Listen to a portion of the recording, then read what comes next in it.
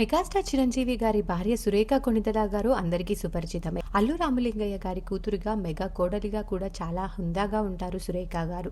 చిరంజీవి గారు సినిమాలతో బిజీగా ఉంటే ఆమె తన పిల్లల ఆలనా పాలనా చూసుకుంటూ వాళ్ళని పెద్దవాళ్ళని చేశారు. ఇప్పటికే మెగా ఫ్యామిలీలో బ్రదర్స్, సిస్టర్స్, కోడళ్ళందరూ అంత కలిసిమెలిసి ఉంటారంటే దానికి కారణం మాత్రం సురేఖనే అంటూ చిరంజీవి గారు కూడా చాలా సందర్భాలలో వెల్లడించారు. అయితే ఇంతకాలం ఫ్యామిలీ లైఫ్ ని లీడ్ చేసిన సురేఖ గారు గత 4 సంవత్సరాలుగా తన కోడలు ఉపాసనతో కలిసి అత్తమ్మాస్ కిచెన్ ని స్టార్ట్ చేసి బిజినెస్ రంగంలో కూడా అడుగుపెట్టారు.